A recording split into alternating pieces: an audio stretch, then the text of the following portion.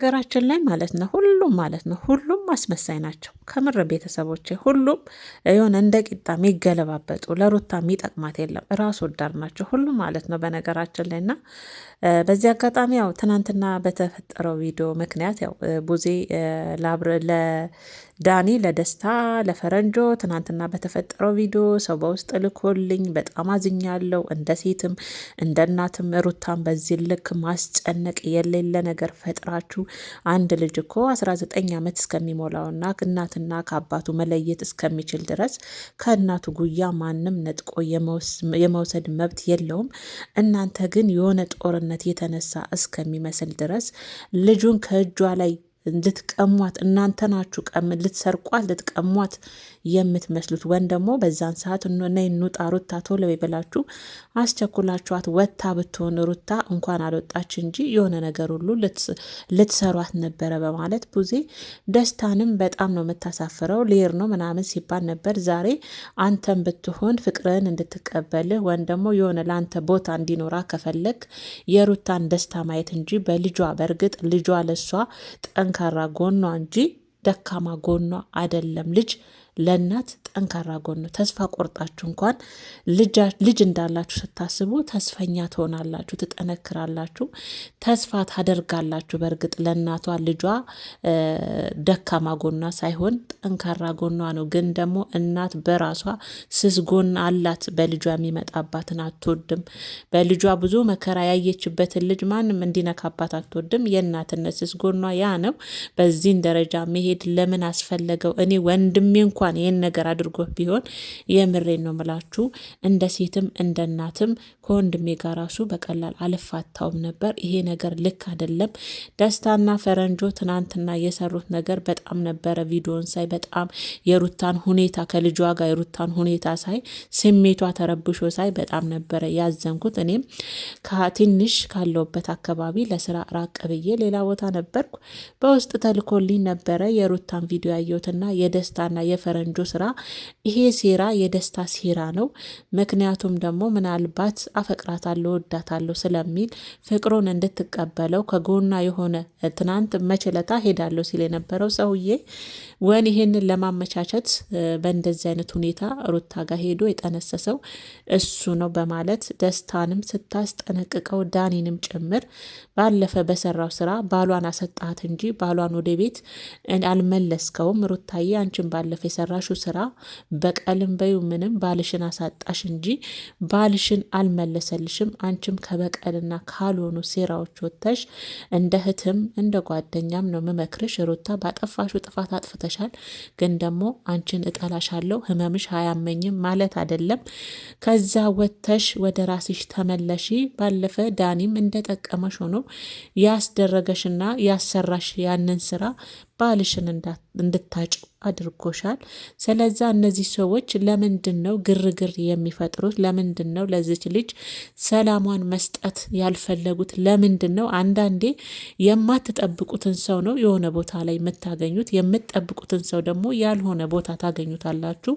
ዳኒና ፈረንጆ ትናንትና ያደረጉት ነገር ይሄ ነው በማለት እንግዲህ ደስታ አልኩኝ ቡዜ ደስታንና በፈረንጆ በጣም ተናዳ ነበረ ስትናገር የነበረችው። አሁን ላይ ማንን ነው ማመን የሚቻለው እያለች ነበረ። ሁሉም የሰውን ደስታ ሳይሆን የሰውን ውድቀት የሚፈልግ ነው። እናንተ ወድቃችሁ ማየት ነው የሚፈልጉት። የእናንተ ውድቀት እናንተን ብቻ ነው እንጂ የሚያማችሁ ማንን ሰውም እናንተ ስትወድቁ የሆነ ደረጃ ላይ ወድቃችሁ ሲያያችሁ ማንም በእናንተ ውድቀት የሚያዝን የለም።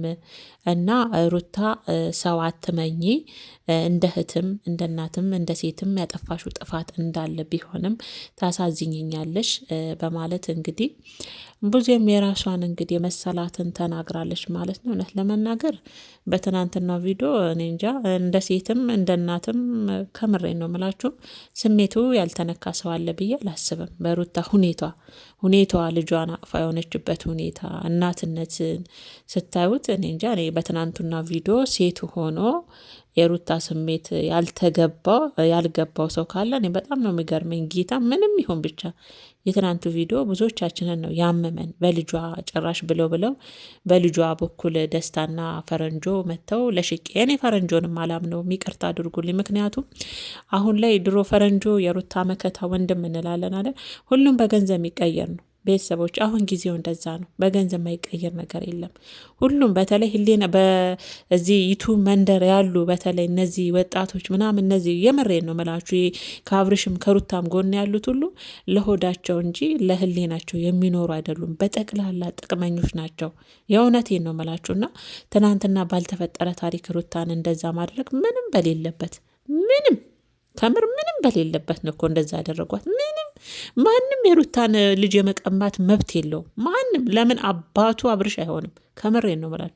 ይሄ ልጅ እህትዮ እንዳለችው 19 ዓመት እስከሚሞላው ድረስ ከእናቱ ጉያ ማንም የሩታን ልጅ የመቀማት መብት የለውም። ለምን አባቱ አይሆንም?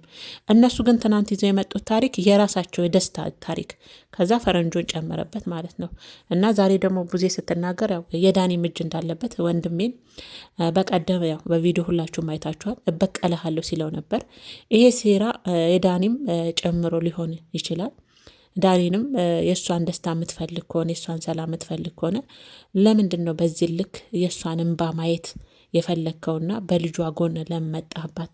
እኔ ማንንም እፈራው ነገር የለም፣ እውነትንም ከመናገር ወደኋላ የምልበት ነገር የለም በማለት ቡዜ እንግዲህ መልክቷን ስታስተላልፍ ነው ያየዋት በዚህ አጋጣሚ ማለት ነው። እኔ ወጣም ወረደም እውነት ለመናገር ቤተሰቦቼ ከምር ሩታ ታሳዝነኛለች። ከምሬ ነው ምላችሁ፣ የምር በቃ እንደ ሴት ታሳዝነኛለች። የእውነቴን ነው የምላችሁ። አሁን ደግሞ ብለው በልጇ ሊሸቅሉ በልጇ ጎን መጡ። ደግሞ በልጇ ዩቱባቸውን ሊያጧጥፉ ከዛ ይሄን ገና 1 ዓመት ያልሞላው ልጅ ተሰረቀ፣ ከዛ በዛ ሆነው ሊሸቅሉ ማለት ሁሉም ገንዘብ ወዳጅ፣ ሁሉም ጥቅመኛ፣ ሁሉም የራሱን የሚያስቀድም ሁሉም አሁን ደግሞ ከሩታና ከአብርሽ ዘለው ደግሞ በህፃኑ ንግድ በህፃኑ ደግሞ ማለት ነው። የእውነት ይሄ ልጅ ራሱ አሁን ቢጠፋ ከደስታና ከፈረንጆ ውጭ እንዲህ የሚወስድ የለም። የምሬን ነው ምላችሁ፣ የለም። ከምሬን ነው ምላችሁ። ከደስታና ከፈረንጆ ውጭ ይሄ ልጅ የሚወስድ ራሱ የለም። ምክንያቱም የሌለ ታሪክ ነው ይዘው የመጡት። በየትኛው ህግ ነው አንድ ፍሬ ህጻን ልጅ ብቻ ያስጣላል። የምሬን ነው ምላችሁ። እኔ ትናንትናው ቪዲዮ በጣም ነበረ ስሜቴን የነካው የሩታን ሁኔታ ሳይ ማለት ነው። እና ብዙ እንግዲህ እንደ ማስጠንቀቂያም ለሩታ እንደ ምክርም ራሷንም እንድትጠብቅ ማንም ሰው በዙሪያ ያለውን ሰው የእሷን ውድቀት እንጂ የእሷን ማደግ የማይፈልጉ በዙሪያ ማንንም ሰው ማመን እንደሌለባት ሰው ላይ አሁን ከምትጠብቁት ሰው ይልቅ የማትጠብቁት ሰው ነው ለእናንተ ጥሩ ነገር ላይ የሚገኘው።